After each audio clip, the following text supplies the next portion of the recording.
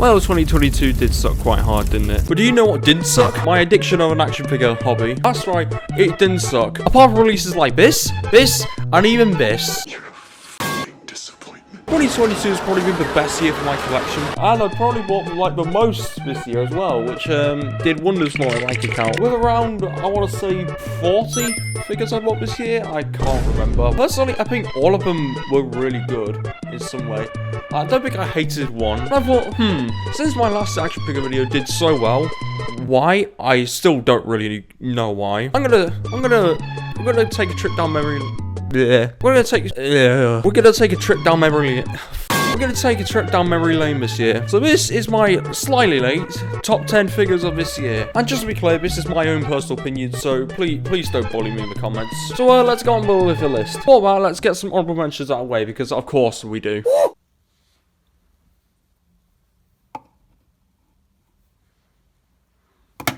Ow. That actually kind of hurt. Apart from some odd reuse and proportions, Mr. Knight overall is a very solid figure and just very fun to play around with. Apart from that, they fell over during recording this. I think I'm one of 4 people that actually do like the body mold they use for Boss for the Black Series, which has been a very big debate in the community. Some people say that body mold is inaccurate, but personally I'm not too fussed about it. That in addition to the crappy D-pads. What are those? It could have been a bit better, but overall it's not a bad release. As with Ben went to release it 3 more times. Short King over here is honestly one of the more fun figures I got this year. Overall just a really nice new sculpt. The accessories suck, but overall I kind of like it, I'm going to be honest. A lot of people said that the Black Series Bo-Katan was one of the best figures for 2021. I'm inclined to agree on that. Except no Boba Fett exit. But seriously, this is a good figure regardless. Great likeness and just overall a pretty decent sculpt. The slightly inaccurate 2002 Arc Trooper also didn't make the list, but he was pretty close as well. The more I played around with it, the more I liked it, and just... yeah, I don't know. Just something about it just makes me like it a lot more as I look at it. It's Frodo, I don't care what you say, Hasbro. It's still Frodo. And finally, Fennec was also a really nice surprise as well. One of our more recent additions to the collection, which is unsurprising considering she's the best out of her wave. And I don't know. I just really do like the look of this figure.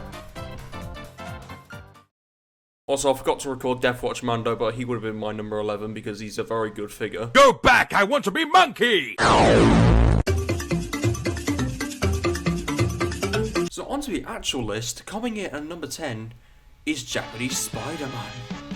Why am I not surprised? Being released around October of this year, this was a solid release. I'm not going to spend too long on it because I did mention him in the last video, but I did forget to say a few negatives such as no butterfly joints, in addition to that bad torso, that in addition to about 33 pounds. Why? Although, apart from that, it did have some good things about it, such as that incredible head sculpt. Seriously, they knocked it out of the park with that. Pinless joints, which I think I do, and some pretty decent accessories as well. Overall, it isn't the best pricing. It wasn't a bad Spider-Man. It was pretty good, unironically, because it's, well, Japanese Spider-Man. Moving on to number 9 is Spiderman Noir. I think we're starting to see a common trend, aren't we? He released around the same time as the 60th anniversary figures. He was an anomaly because he technically wasn't a part of the line, but was revealed at the same time as them. I don't really know. However, there is one glaring problem that you may see right now. And that's that trench coat. Even though it's sculpted really nicely, it can also just be a bit of a hindrance, can it? Guess there was too much exaggeration of the 1940s man with quirky Spider-Man powers. But apart from that, and the slight reuse as well as the shit amount of accessories, like seriously, can you just give the man some hands for God's sake? He looks amazing. And even if you do have like one of the previous Spider-Man, then you could use them. They're fine too. As I was recording this, they announced about not bringing Nicolas Cage back with a sequel, and I'm really pissed off. Coming in at number 8 is the only non-Hasbro figure on this list. And that, my friends, is the Neca Ultimate's Ghostface. What's that? Look, I'm going to be honest, the articulation does suck a bit on this figure, I can't lie. However, when you get past that, it's a very snazzy looking Ghostface. Very snazzy looking serial killer, I mean. That just sounds wrong. It was pretty expensive, I can't lie, around 40 quid I think this was. But honestly, it was pretty worth it. The fabric, honestly, very good. And it comes with a lot of accessories as well to, torture your victims. But yeah, not too much to say with Ghostface. Yeah, pretty snazzy figure. I'm gonna have to get that second one right. Speaking of high prices, number 7, we have a very overpriced one. Purge Trooper. Now, I'm gonna be honest, 30 quid, again, just sucks for it. What are you thinking, Hasbro? We want an army build, not go into debt. But we can get a best part. It's a very nice, simple figure. Yeah, it's a lot of reuse, but honestly, that doesn't matter because it is a trooper. And he looks very, very cool. Yes, he was in the show for like, what, 5 milliseconds, but I don't care. They look pretty dapper. With the new parts as well, he looks even better with like that new helmet and pauldron and that skirt. Oh, so good. Yeah, if you find this one, hopefully on discount, then I recommend it. Next up at number 6, we have the Power Rangers Lightning Collection Shredder. I definitely didn't forget to record this part and not at all move on to number 5 by accident. Yes, I know, it's a Power Rangers figure, but hear me out. It's kind of cool. People say this is the best Shredder figure, and that's a bit ironic considering it's a fucking Power Rangers figure. Like, what else do I need to say? I think the head might be my favourite part of it. Just looking at pictures, it looks pretty spot on. And the gold they used is actually pretty nice. And I'm not saying it's like Halo Infinite Space Station Team Skin gold, but actual half-decent Gold Digger gold. What? Oh, and I forgot to mention the cape as well. So good. I thought it was wide, but alas it isn't, and I disappointed myself that day. It was £30, which was my biggest complaint. It was pretty overpriced because it was a quote-unquote deluxe, but it was reduced to 20, so it's alright. At the halfway mark, at number 5, we have my favourite Black series of this year, and that is Darth Vader, aka...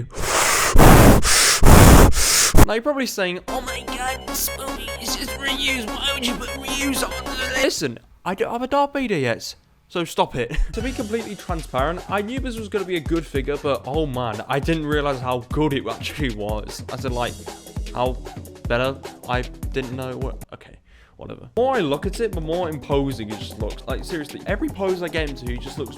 He somehow managed to look very imposing. From what I understand, the torso and the limbs are reused, while the helmet is, I think, brand new. And it has got that slight tint of red from the show, which I think is definitely a pretty nice touch. And of course, the lightsaber just, oh, so good. And also, I do have a cape for Cosmic Capes, which makes it even better. If you want to get one yourself, I'll put it in the link in the description below. But yeah, the guy from Fortnite looks so good. Just missing the top 3 is Symbiote Spider-Man. Oh my god, wow, new Spider-Man. Wow, what a surprise. Spoiler alert, this isn't the last one on this list.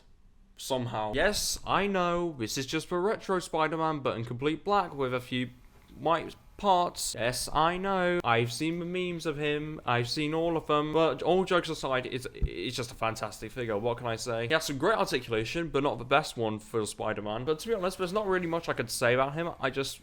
He's one of the figures I picked up most and just played around with while I'm just like sitting in my room alone. Overall, it's just a very solid release for a repaint. Alright, so number 3, boys, but the big ones, and spoiler alert, it's all Marvel Legends. Number 3 is the retro... Well, no, it's not even retro. Coming in number 3 is the Comic Black Panther. Close enough. This beauty of a figure. When I first looked at late eyes on this figure, I already knew it was going to be good. But, oh my god, my expectations were high, but holy shit. It's simple, but simple is more sometimes. And oh my god, it looks very good. It's reused the Vulcan mold, but honestly, it works pretty well. And the new limbs, like the new gloves and boots, are pretty solid as well, and nicely sculpted. And the head, solid. Overall, just a very fun figure. And for Black Panther, I think it might be the best one. It's not my favourite this year, because there's 2 others that I like it. And that's why it's at number 3 though. The runner-up of my list is Amazing Fantasy number 15 Spider-Man, and I promise you, this is my last Spider-Man on this list.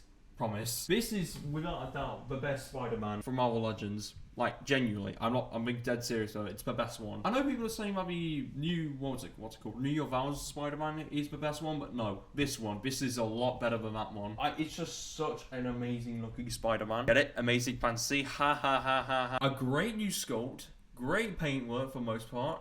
A great amount of accessories, just overall, I think this is the definitive Spider-Man. But now, boys, we're at that point now where it's the number 1. This figure wowed me so much. This has been my favourite figure of this year, the definitive one, in my opinion. Well, for at least for 2022. It is so amazing. As I took it out of the box, I instantly fell in love with it. And that figure is the Overwatch Ultimates. The Marvel Legends Disney Plus Moon Knight is easily my favourite figure of this year. Now, to some people, this may be a bit high, but honestly, the Moon Knight show is my favourite one they've released this year. And it's the only good one this year. Sculpt-wise, I think it might be, in my opinion, the best Marvel Legends sculpt, like, ever. Genuine, I'm being serious there. Oh god, that is not great positioning. Now, yes, it does have some problems, such as, like, limited articulation, but even then, honestly, I can get away with that.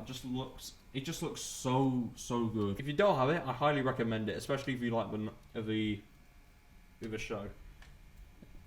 So that is my top 10 figures of this year, and this was a very painful video to make, considering all the time restrictions I've had.